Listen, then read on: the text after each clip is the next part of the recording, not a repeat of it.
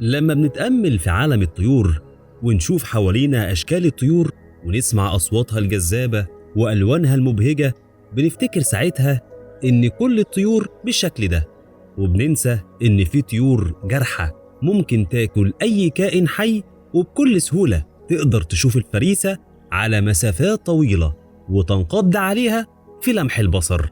أهلا بيكم، إحنا قناة ميكس دوكيومنتري بالعربي، ويلا بينا في رحلة سريعة هنتعرف فيها على أنواع الطيور الجارحة.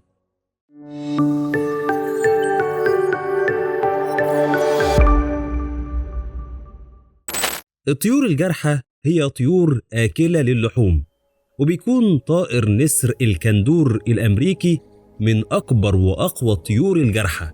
وتصنف الطيور الجارحة إلى فصيلتين: فصيلة الصقريات، وهي الطيور الجارحة النهارية اللي بتنتمي إلى فصيلة الصقريات زي النسور والصقور، وبتضم أكتر من 500 نوع من الصقور والنسور. فصيلة البوميات، وهي الطيور الجارحة الليلية اللي بتنتمي إلى فصيلة البوميات زي طائر البوم، وبتتكون من أكتر من 200 نوع من البوم. بتعتمد الطيور الجارحة على عضلات رجليها القوية في قتل الحيوانات والكائنات الحية المتنوعة، وبتتميز الطيور الجارحة بامتلاكها مناقير قوية وحادة بتستخدمها كسكاكين لتقطيع الفريسة، وبتمتلك عيون قوية جدا بتستخدمها لتقدير المسافات وتسهيل مهمة الصيد. معظم أنواع الطيور الجارحة هي طيور صامتة تقريبا، لأن الصمت مفيد للطيور الجارحة في اصطياد الفريسة. بتكون عملية التزاوج سهلة عند الطيور الجارحة، وبتكون صفة العدوانية صفة مشتركة لكل من الذكور والإناث. بتتكاثر الطيور الجارحة مرة واحدة كل سنة، وممكن تتكاثر مرتين في حالة عدم نجاح البيوض في المرة الأولى، وبيكون المسؤول الأول عن الحضانة هي الأنثى.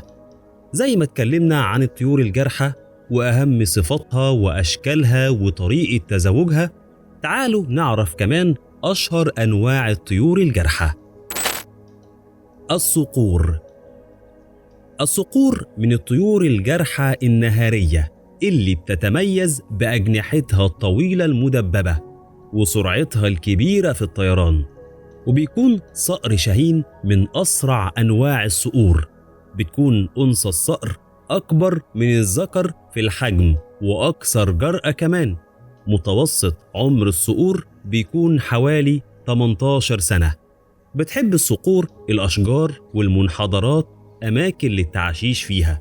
بتتواجد الصقور في إفريقيا وآسيا وأوروبا وجميع أنحاء أمريكا، وبتتغذى بشكل أساسي على الطيور والأرانب والحشرات. البوم. البوم وهي طيور جارحة ليلية بتتميز بنظرها الحاد وسمعها القوي.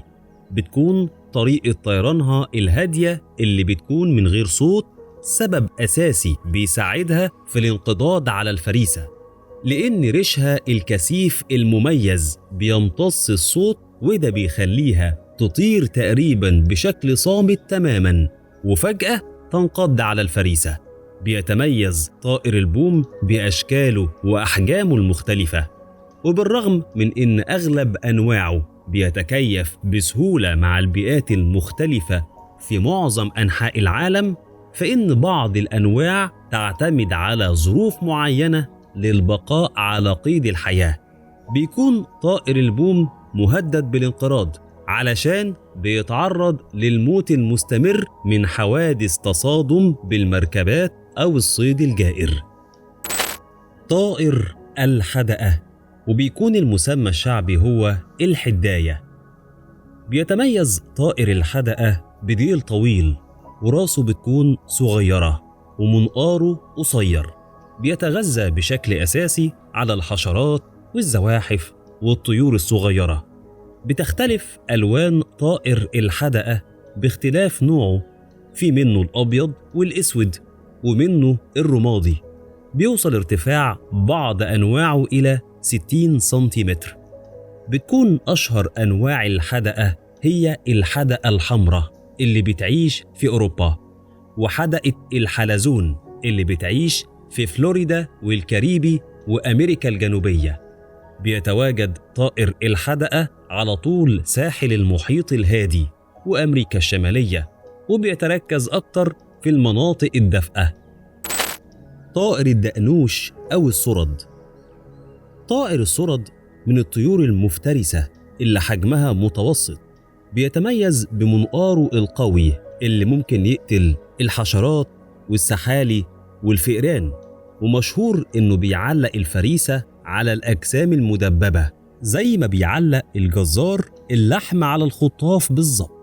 لما بيحب ياكل بينزل على الأرض ويدور على الفريسة بين النباتات والأعشاب الكثيفة، ودايما بيدور على مكان جاف وفيه نباتات علشان يستقر فيه. طائر الأشبور المتوج.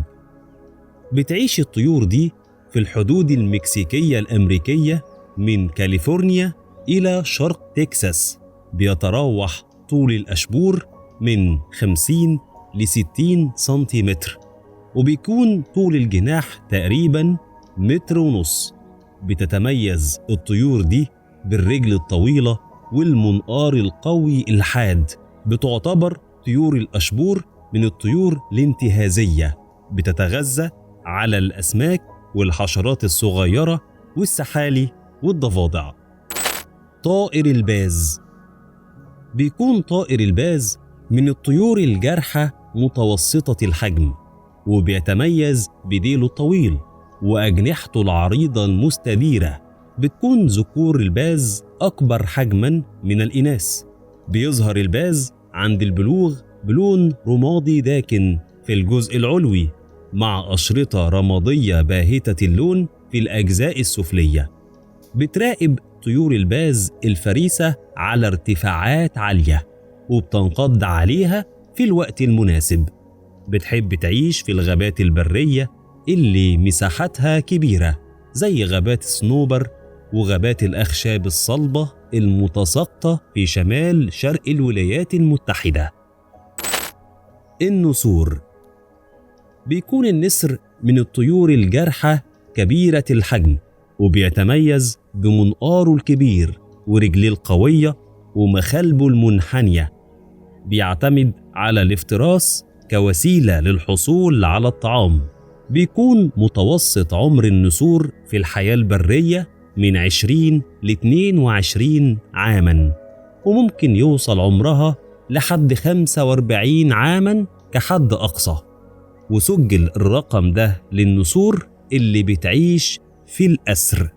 بيعود السبب في متوسط عمر النسور القصير إلى وجود مخاطر كتيرة بتهدد حياتها، وبتكون هي التسمم. بيكون التسمم من أكبر التهديدات اللي بتتعرض ليها النسور، لأنها بتتغذى على الجثث المليانة بالسموم. اصطدام التوربينات. بيؤدي لازدياد الكبير في بناء مزارع الرياح في قارة إفريقيا إلى اصطدام أعداد كبيرة من النسور بالتوربينات. الصعق بالكهرباء. بتتعرض النسور لصعق كهربائي عند اصطدامها بخطوط الكهرباء. بتكون النسور أحادية الزواج، بتفضل مع الشريك مدى الحياة. بتحتضن بيوضها لمدة من 6 ل 8 أسابيع في أعشاش يصعب الوصول ليها. بس كده، دي كانت رحلة سريعة عن أنواع الطيور الجارحة. يا رب أكون قدرت أشرح بشكل بسيط. في نهاية الفيديو ما تنسوش تعملوا لايك واشتراك في القناة وتفعيل الجرس علشان يوصل لكم كل جديد. وأي حد عنده فكرة أو مقترح أو موضوع جديد يسيبهولي في التعليقات. دمتم بكل خير.